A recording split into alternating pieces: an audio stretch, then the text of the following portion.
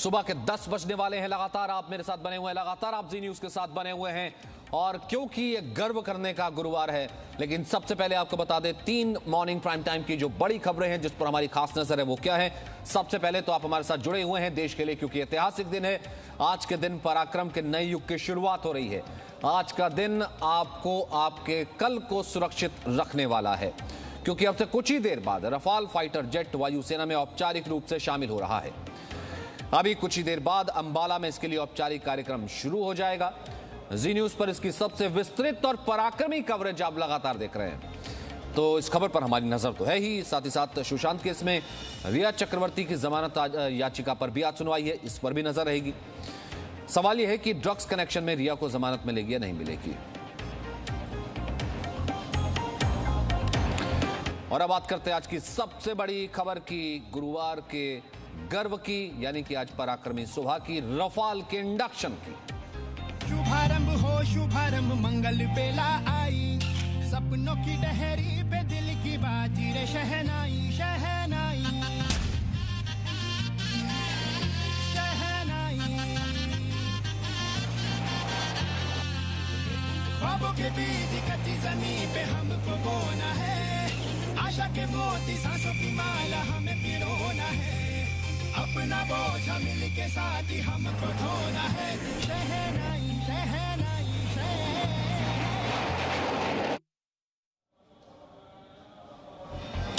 तो रफाल का इंडक्शन, अब वो वक्त करीब आ गया, वो क्षण करीब आ गया, वो लम्हा करीब आ गया है, क्योंकि 27 तारीख को फ्रांस से उड़ान भरी थी, 29 तारीख को रफाल पहुंच तो चुका था।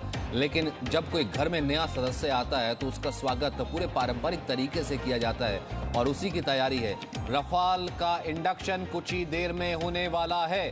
थोड़ी देर बाद अंबाला में रफाल का इंडक्शन समारोह शुरू होगा, और जैसा कि मैंने आपको कहा, पूरी परंपरा के साथ, पूरे रीति रिवाज के साथ, क्योंकि घर का एक नया सदस्य आ रहा है, एक रक्षक आ रहा है, तो उसको उसी तरीके के सम्मान के साथ।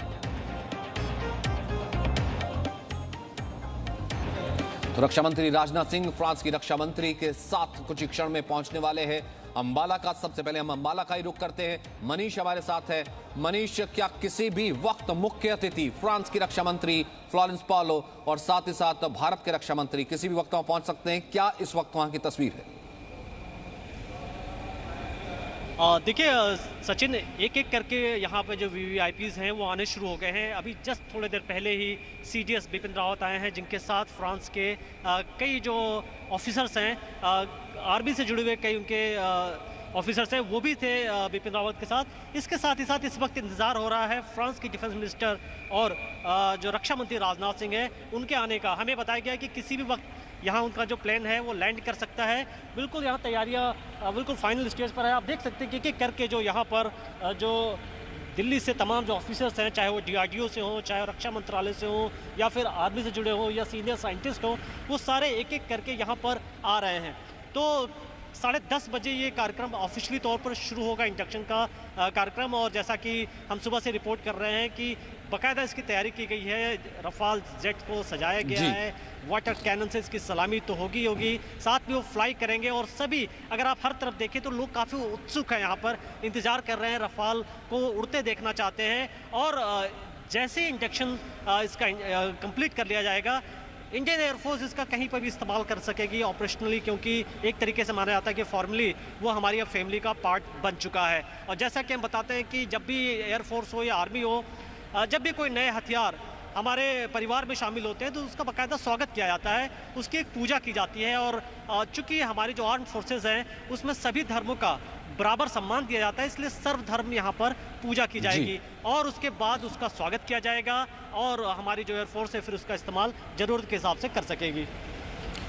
कृष्णमोहन, आपने ऐसे बहुत से समारोह देखे हैं और आप उस वक्त मौजूद थे अंबाला में। मुझे याद पड़ता है जब रफाल 27 को उड़ा था, 29 को यहाँ पहुंचा था।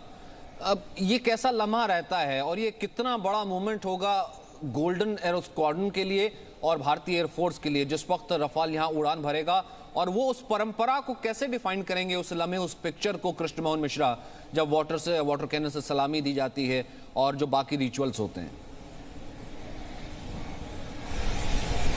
सबसे पहले तो गोल्डन एरो के बारे में, जो 17 नंबर स्क्वाड्रन भारतीय वायुसेना की है, जो रफाल की पहली स्क्वाड्रन बन रही है।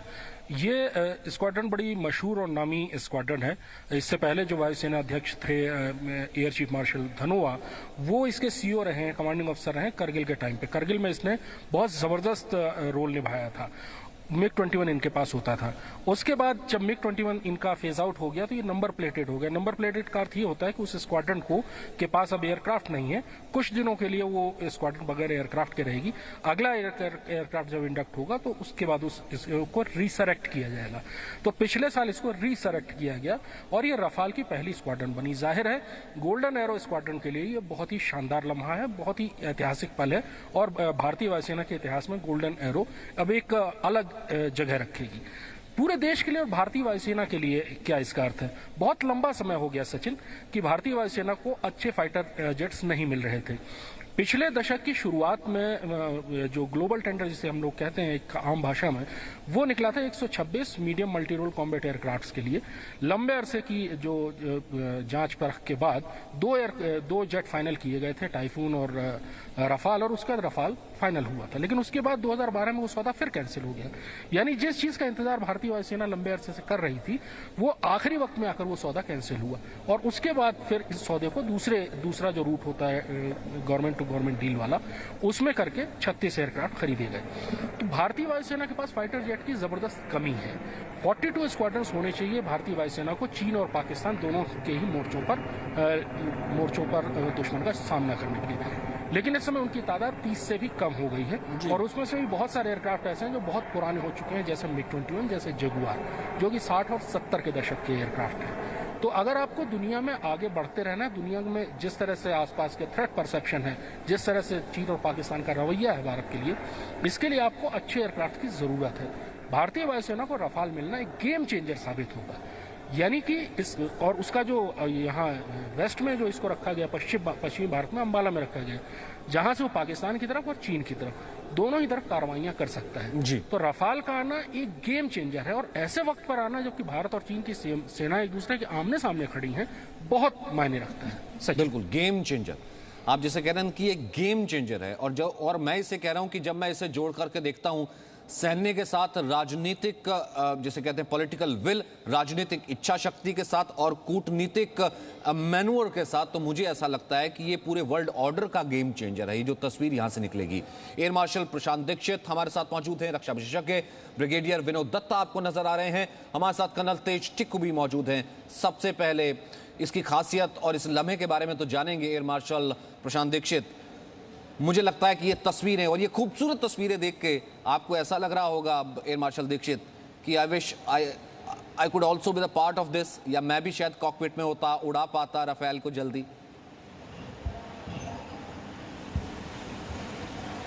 इंडक्शन इंडियन एयरफोर्स में जब भी होता है तो एक खुशी की लहर आती है, खास करके जब नए जहाज लाए जाते हैं। जैसा कि कृष्ण मोहन ने थोड़ी देर पहले बताया, 17 स्क्वाड्रन एक ऐतिहासिक स्क्वाड्रन है, पुराना है और इसकी भी एक परंपरा है। लेकिन 17 स्क्वाड्रन को नंबर प्लेट जो किया गया था, इसीलिए किया गया था कि आने वाले वर्षों में जब नए जहाज लाए जाएंगे तो इसको जोड़ दिया जाएगा। वो मौका आ गया है आज और राफेल आ गए। लेकिन एक बात बताऊं, भारतवर्ष में मैं मानता हूं और मैं इस पर लिख भी चुका हूं कि भारतवर्ष में कॉम्बैट जहाज़ों की कमी है। और जैसा कि कृष्ण मोहन ने बताया कि हमारी गणित ये कहती है कि 2 फ्रंट की लड़ाई में हमारे पास 42 स्क्वाड्रन होने चाहिए। लेकिन एयर मार्शल धनोआ और एयर चीफ मार्शल धनोआ, जिनका जिक्र कृष्ण मोहन ने किया, उनसे किसी ने जब पूछा कि आपके पास तो इतने स्क्वाड्रन नहीं है, आप लड़ाई कैसे लड़ेंगे, तो उन्होंने एक योद्धा की तरह जवाब दिया कि मेरे पास जितने स्क्वाड्रन है मैं उनसे लड़ूंगा। ये आर्म फोर्सेस का ट्रेडिशन है, आर्म फोर्सेस की परंपरा है। लेकिन राफेल का जो इंडक्शन है वो इसके एक और तरीके से खास अहमियत रखता है। वो हमारे जो रिश्ते फ्रांस से शने शने बढ़ते गए हैं। आपके दर्शकों को बताना चाहूँ कि सिर्फ एविएशन में ही हमारे रिश्ते उनसे नहीं रहे हैं। हमारा जो पहला स्पेस प्रोग्राम हुआ था और जब हमने न्यूक्लियर एक्सप्लोजन के बाद जब हमारे पर पाबंदी लगाई गई थी, तब फ्रांस सामने आया था और हमने उनके साथ एक रिमोट सेंसिंग प्रोग्राम में शामिल हुए थे। ये बदलाव कभी नहीं आया। और जहाँ तक मुझे याद है, जब न्यूक्लियर सप्लायर्स ग्रुप की कुंजी खुली थी और कई सालों के बाद जिससे हमें न्यूक्लियर और नहीं मिलता था, तब रूस के बाद जिस देश ने हमें मदद करी थी वो फ्रांस था। बिल्कुल। ये दूसरी बात है कि फ्रेंच न्यूक्लियर ग्रुप्स हमारे पास नहीं आ पाए, लेकिन हमारे रिश्ते शने शने बढ़ते गए। हवाई जहाज़ों में, जैसा कि आपको मैं पहले भी आपकी चैनल में बता चुका हूँ, ये फ्रेंच जो जहाज़ आए पहले नहीं है। इसके पहले हम एलिजे उड़ाते थे नेवी के साथ। हमारे पास ओरेगन जहाज थे जिनको हम तूफानी कहते थे। मिस्टेर जहाज थे जो कि भी फ्रेंच ओरिजिन के थे। और उस मिराज 2000 के बारे में तो हम सब जानते हैं। कृष्ण मोहन शायद ये बात नहीं बता पाए कि जब हमने राफेल खरीदा तो उसके पहले हमारे इरादे थे मिराज 2000 के और जहाज लाने के, लेकिन वो शायद हम नहीं कर पाए क्योंकि मिराज 2000 का प्रोडक्शन बंद हो गया था फ्रांस में, डोसाओ में। तब ये मल्टी रोल कॉम्बैट एयरक्राफ्ट की कहानी हमारे सामने उभर के आई और इससे कि राफेल चुना गया। उसके चुनाव में मुझे कोई शक नहीं है कि इससे अच्छा कोई प्लेटफॉर्म हमारे पास हो सकता था, हमारे बूते, हमारी ज़रूरतों के मुताबिक। कई लोग ये इस पर कभी टिप्पणी करते हैं कि दूसरे भी जहाज़ लिए जा सकते थे, लेकिन जब इस पर हमारी उंगली बैठी तो हमारी सोच ये थी कि फ्रेंच जहाज़ों का हमारा पुराना अनुभव है, जो जैसा हम जहाज़ चाहते हैं वो बिल्कुल कंप्लीट आएगा। एक एयर मार्शल रघु नंबियार ने एक इस पर वीडियो निकाला था और समझाया था कि हमारे पास जो मिराज 2 राफेल जहाज आएंगे वो कंप्लीट आएंगे। बिल्कुल। इसके तुलना में जब हमारे पास Su-30 आए थे तो हमने धीरे धीरे उसको खुद ही इवॉल्व किया था। उसमें नए रेडार लाए थे, यहाँ पे भी तब्दीली, उसमें नए वेपन सिस्टम्स लगाए, पूरी प्रोसेस रखी गई। जैसे अभी 5 है, फिर उसके बाद 18, कुल मिलाकर के 36 आने। ब्रिगेडियर विनोद दत्ता, कितना बड़ा मूवमेंट है आपके लिए, और कम से कम ये तस्वीर, मैं तो चाहूंगा कि आज इस तस्वीर को जितना देखा जाए उतना कम नजर आती है कि जैसे परिवार का न केवल एक नया सदस्य आ रहा है बल्कि परिवार का एक रक्षक आ रहा है। इस तरीके से सजा हुआ ये विमान इतना खूबसूरत लग रहा है, हालांकि है उतना ही खतरनाक, लेकिन लग रहा है इतना खूबसूरत। देखिए, ये भारत के लिए और भारतीय सशस्त्र सेनाओं के लिए गर्व, गौरव और सम्मान की बात है कि एक इतना बढ़िया एवियोनिक प्लेटफॉर्म या एयर डिलीवरी सिस्टम जो बिल्कुल लेटेस्ट है वर्ल्ड की वेपनरी में, वो भारतीय वायुसेना में शामिल हो रहा है। क्योंकि देखिए, कृष्ण मोहन ने भी बताया था और एयर मार्शल साहब ने भी अभी बताया था कि जो हमारी न्यूमेरिकल स्ट्रेंथ है जो काफ़ी घट चुकी थी, और उसकी क्योंकि क्वांटिटी हम एक तय सीमा में ही, टाइम लिमिट्स में या टाइम लाइंस में ही कंप्लीट कर सकते हैं, तो क्वालिटी हम उसकी बदस्तूर बढ़ा सकते हैं।